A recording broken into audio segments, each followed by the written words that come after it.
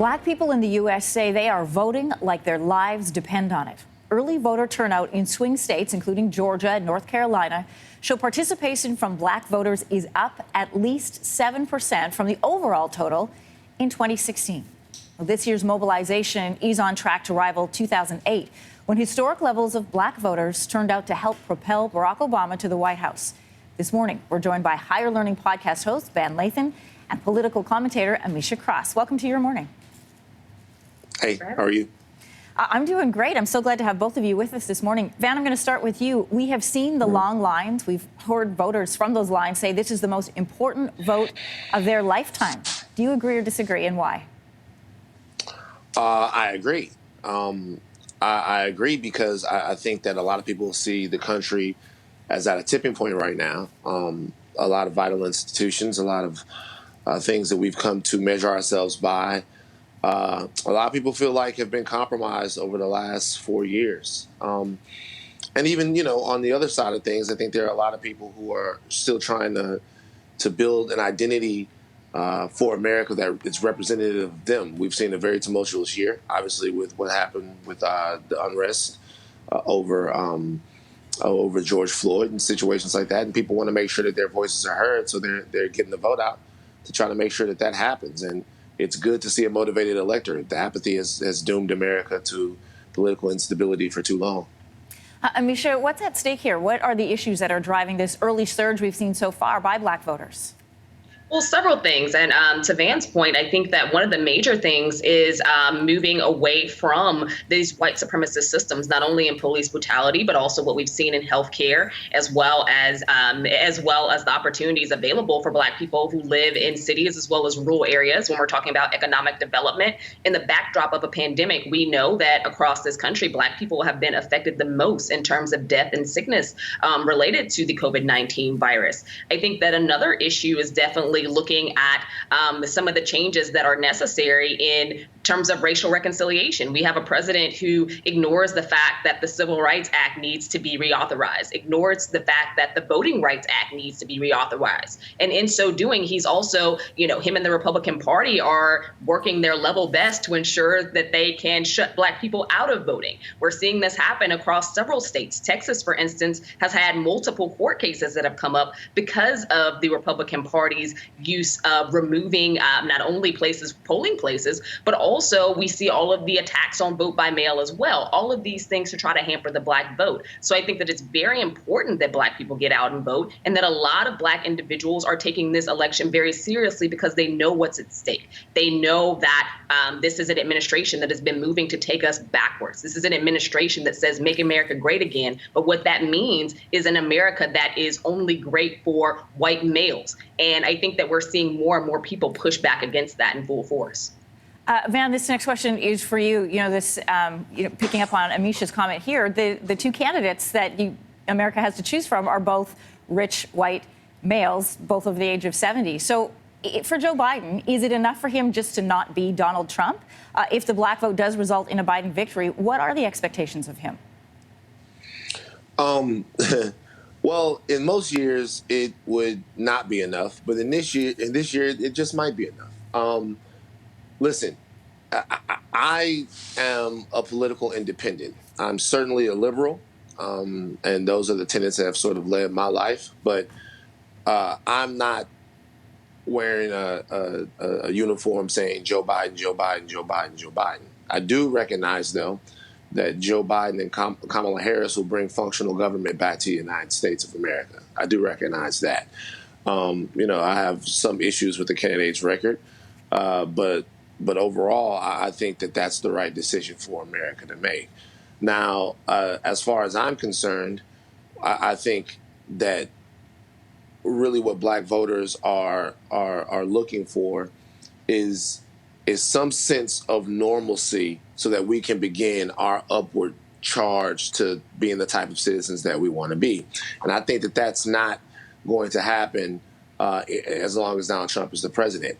Me personally, I plan to be very, very adamant and aggressive in holding the Biden administration accountable for what he's going to do specifically for the black community in his first 100 days.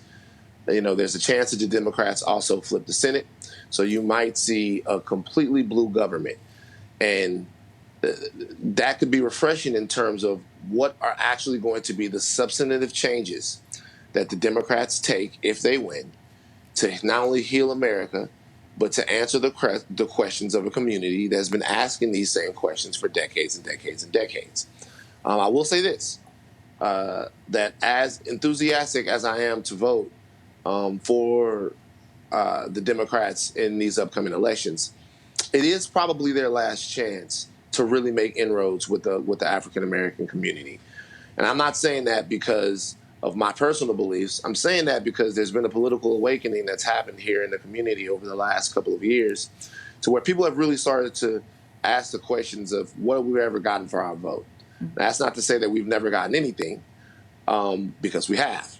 But there's a lot of people where I come from in South Baton Rouge, Louisiana, that look around at their lives and can't see a difference no matter who's been in the White House or who's been in the State House, who's been on Capitol Hill. So the Democrats need to make sure that they address that. Ameshia, this next question is for you, and I do want to play a clip just to remind our viewers, and for accuracy. On several occasions, U.S. President Donald Trump has claimed he has done more for Black Americans than any other president since Abraham Lincoln, including back in June when he said this. I did criminal justice reform. I did opportunity zones. I funded the black colleges, as you know, First and president to do that. universities. Yep. I funded it, and they have long-term financing. Nobody else did it. Obama didn't do it. Nobody did it. I did more for, I say it, and I say it openly, I did more for our black population than anybody other than Abraham Lincoln, okay? And nobody's even close. Ameshia, is this a true statement? No, it is completely laughable and filled with lies. So since he likes to tout them, I'm going to go over them fairly quickly. When he talks about the HBCU funding, what this president did was reauthorize something that every single president in the modern era has done before him. It was actually a Congressional Black Caucus written and led bill. A Black woman wrote it. A Black woman had worked through Congress to ensure that presidents prior to Donald Trump would have also signed it. HBCU funding has not gone up any more than it has over the past 15 years. So in addition to that, when he talks about criminal justice reform, what we have to recognize is that the criminal justice reform package that was passed under the Trump administration was one that had been worked through under 3 previous administrations, again, out of the Black caucus. The majority of the precepts of that piece came directly from people like Senator Kamala Harris, people like Senator Cory Booker, and several organizations, many of which existed in the home state of Van in Louisiana, but I've also seen a lot of that come across my home state in Illinois. And I also work for criminal justice reform organizations that had the exact same precepts. So this is not something that is just a Donald Trump or even a Donald Trump administration alluded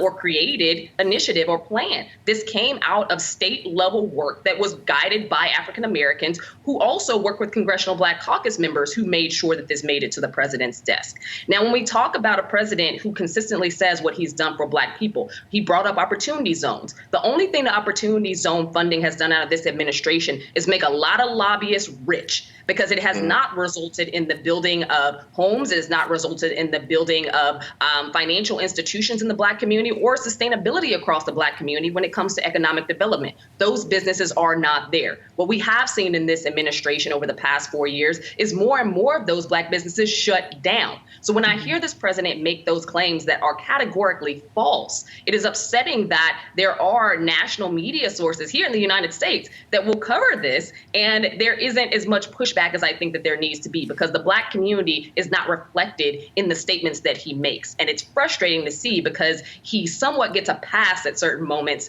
just because they think that, Black voices have been shut out of the national media specter in many cases. It's frustrating because these things are lies. It's frustrating because he is particularly going after one demographic of Black people, right. African American men. He knows that there is no quake in Black women. 97% of Black women consistently vote Democrat. What he is hoping for is that he can upset and rile the party enough where Black men, who many of which feel as though the party has not done enough and are taking the party to task. And I support that. But I don't think that those same Black men believe that Donald Trump is the greatest thing since Abraham Lincoln either. Ameshia and Van, I'm going to have to thank you both and leave this conversation here.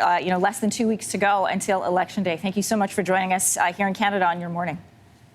Thanks for having me. Thank you. All right, we'll be right back.